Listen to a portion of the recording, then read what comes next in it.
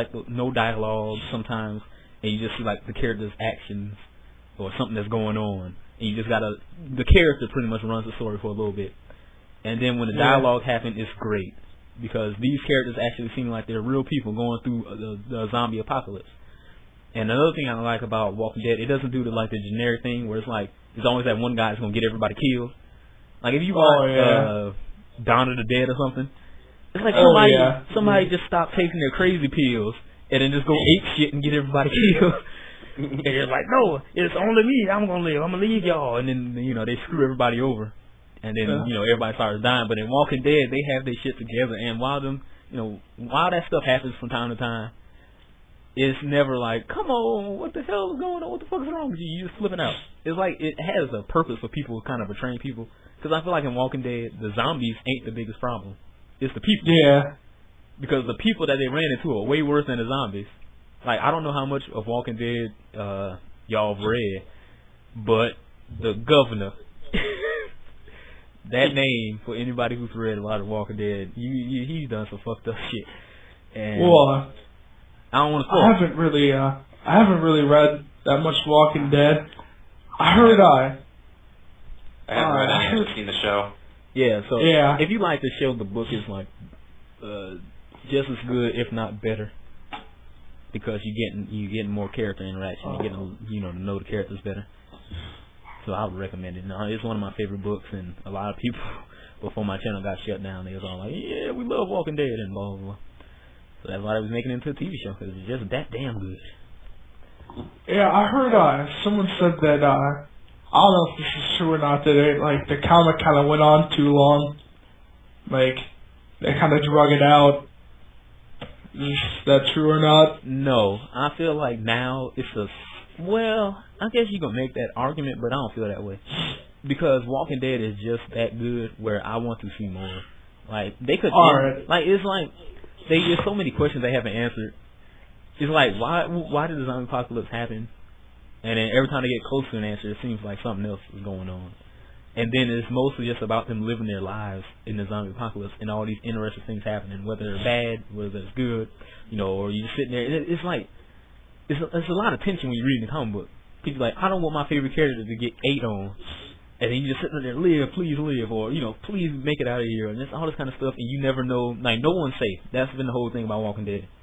No one is safe. You think this guy's the main character? Ooh, he got chumped on, and then it's just it's a crazy comic book, man. It's like it's very different than any other comic book because if you're reading Spider-Man, you don't expect Spider-Man to just after the first couple of issues just die, or they bring in another hero and expect him to just die or something. How do I explain this?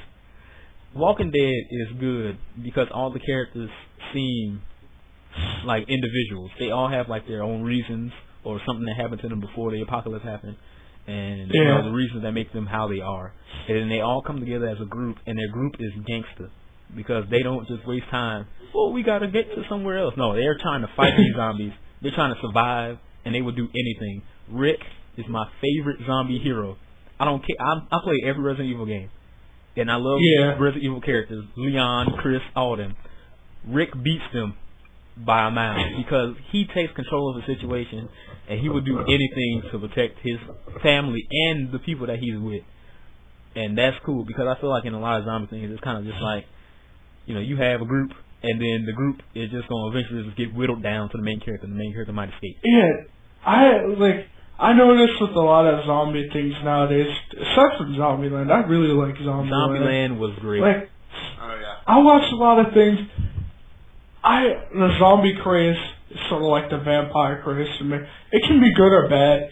It's good when there's a lot of good movies, like original ideas. Yeah. Then you get movies that are just, Survival of the Dead. I saw in theaters. I'm like, this movie is going to be amazing. I watch it. There's like 2 zombies the entire movie, and one of them rides a horse. Really? Yeah, people will pass in on the craze. It's terrible. And then, you watch something like, with vampires, I love 30 Days a Night. Mm-hmm. Then Twilight happens, and for some reason every vampire has to drink out of freaking champagne glasses. I never decided to watch Twilight just because it seemed like a romantic women's movie pretty much, and that might mean me jumping to conclusions. What you about to say? Like in middle school, that was when everything was like. That's when Twilight first came out, and I was in middle school, and they're like, "Oh well, this is the best book for teens." I'm like, "Oh, I'll check it out," because I used to read books a lot back then. So I read half of it. I'm like, they're lying to me. Really? This isn't good. This is just some stupid love story with a vampire that just so happens to be in it. They're like, oh, like he gets caught out in the sunlight. I'm like, oh, he's dead. Nope, he sparkles. Yeah, that's what everybody makes fun of. They're like, why the hell is he? Got like little sprinkles flying off of him and shit. He all sparkly. Like, that's not a vampire, and that's true. And I ain't like the trailers. Like they had a little werewolf guy. He had his shirt off constantly. And I was like, this is obviously pandering to women. My friend watched the first Twilight, and he was like, man, it was pretty good. They be whooping ass, and you can punch people. And I was like, man, you got a vagina. I heard Fright Night was pretty good. I actually heard that too, but I haven't seen it yet. The funny thing is, I haven't seen any movies recently. I haven't seen Captain America or Thor. I seen First Class. I saw Captain America in theaters. This is the last thing I saw. Was it good? 'Cause I heard some good things. Oh, it was a great movie. I love that movie. Okay, that's good.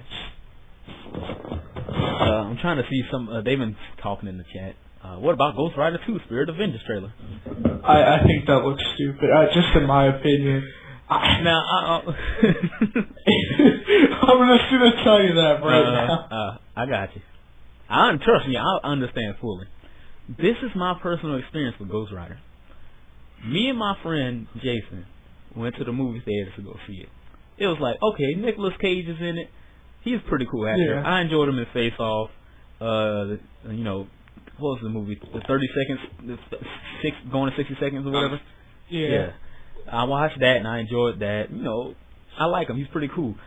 But when I watched Ghost Rider, I was like, what the fuck is this shit? I was like, my friend took me because he said he was a Ghost Rider fan, even though he don't read that many comic books. Like I said, none of my friends were really into comic books. I didn't know what he was talking about. But he was just like, I don't know, I saw Ghost Rider when I was a kid. I thought he was pretty cool. So we went to go see it. Nicolas Cage was in it. I was prepared for a good action movie, a superhero movie. What I got was a piece of fucking shit. Like, I was so upset when I left the movie theaters, I couldn't shut up. Like, I was just ranting on how bad the movie was. The biggest things that I had, that we always, I think all three of us, me, Jason, and my friend Corell, who was in the UFC video with me, we all complained about the movie and how many flaws there were. Oh my god. The small things, let me just list them off right quick. The small things was, first, he flamed on underwater. Which, okay, I was like, okay, I can understand. He got hellfire, right? So I was like, maybe hellfire is, stronger than your average, everyday fire. So I was like, okay, fine. He underwater. He flamed on. How he gets turned off? The guy chokes him. I was like, does he have a neck? He's a fucking skeleton. And that was his weakness through the entire movie. He got choked out underwater, and then the main villain guy choked him out in his apartment after he found his friend sucked to death, which sounds weird, but that sounds terrible. But when the guy took his soul out of him, he found him on the floor, and then he came in his house, and he was choking him on the wall, and he turned back to normal. And I was like, okay, that's kind of lame. And then he turned back on, and then he was like, I'm gonna take your soul or whatever, like look into my eyes. And then the main boss guy was like, I have no soul. Well, guess what the main boss guy do? He puts 1,000 souls. 1,000 souls in him. And then Ghost Rider just walks up, look into my eyes. And he's like, no, I failed. I was like, you fucking idiot. He couldn't beat you. Why did you need the souls? Why did he need the souls? I think the only reason was so you could beat the devil. But the devil wasn't doing anything. That's why I was like, it was lame. It was lame. My problems with that movie. Alright. Look, you're not even gonna believe this. Me and my uncle, we saw the trailers, right? We saw Spider-Man 3. We were like, okay, Venom's in it. This is gonna be amazing. Ghost Rider. I'm like, it's Ghost Rider. This is awesome. We go to the movie. drive-in, and they play 2 movies. I got Ghost Rider and Spider-Man 3. I'm like, this is the most awesome thing ever. Little did I know that night would haunt me for the rest of my life. We watched Spider-Man 3 first. I'm like, that was terrible. Well, maybe Ghost Rider will be good. I've seen Nicolas Cage. I remember the little I knew about Ghost Rider was that the main character was always a badass, and then he hands him a thing. He's like, "You want some liquor?" He's like, "No, alcohol gives me nightmares." He's like, so he takes a martini glass with jelly beans in it. Right. And he starts eating them. I'm like, okay, whatever. The love interest came completely out of nowhere, and we're supposed to care. His best friend's the most generic supporting character. Yep. He just so happens to be his agent and best friend for life, even though in the flashbacks you never see him. Nope. And when he dies, I'm supposed to care. Exactly. It was funny because through the entire movie, the main villain guy, he was, sucking out people's souls. And they would just turn blue and, just be dead. Why his best friend get it the worst? Like, after he sucked his soul, it was like he turned into like a mummy. He was all skinny and all dead. His eyes was gone. I was like, he must really hate that motherfucker. And the comedy in that movie. It was terrible. He's like when he walks out, he's like, "How you feel?" "I feel like my head's on fire." Ha! Exactly. That's hilarious. And then here's another thing. You pointed this out about him getting 1,000 souls and he kills them. Yeah. With the stare. A whole movie I was waiting for it. I was like, oh, I can't wait till he does it. Why is it when he's fighting them? An evil dude. I'm like, this is it, the most epic fight at the end. No, he hits him like twice, shoots him with the shotgun, walks up, hugs him, looks into his eyes, and then he explodes. Exactly. I was very disappointed in that movie. The only cool scene was when he rode with the old. The funny thing is that guy isn't even a Ghost Rider in the comics. Exactly. He's some dude who rides like a white horse. I can't remember his name though. Give me a second. I gotta open the door. I'm so sorry for interrupting. It's alright. I don't really care.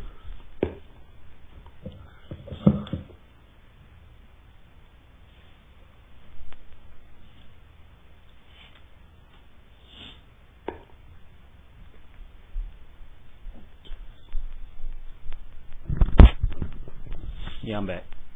Okay. Alright. I really, that night was probably one of the worst nights in my life. Yep. Because you just seen 2 terrible movies, you probably thought they was going to be good. Yep, I loved Spider-Man 1 and 2, and then I'm about to get 3. I'm like, this is so awesome. God, why? I don't know. They fucked it up royally. So basically, to get back to whose question was it? Toxins. I don't know. They trying to make Ghost Rider more darker, more grim, and the CG looks better because I saw in the first movie he moved like a fucking robot. Yeah. So I was kind of mad about that. So I don't know. If they're doing it like the new Marvel movies and they're trying to make it better, then I'm all for a Ghost Rider movie. I'm just hoping that they can redeem themselves. Because the first Hulk movie I didn't enjoy. The second one was amazing. Like, ooh. Oh yeah. So I could not even finish the first Hulk movie. I was like, why is he fighting radioactive pool? I don't know what happened. I don't know what happened at the last. Looks great. You know what those were supposed to be? Were comic book pants. Exactly. They supposed to make it like comic book pants.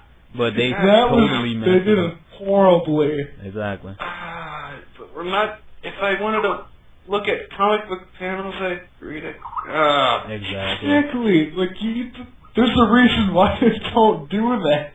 And then my biggest problem with that movie, I can't tell what's happening at the end. Like, okay, his dad has the power to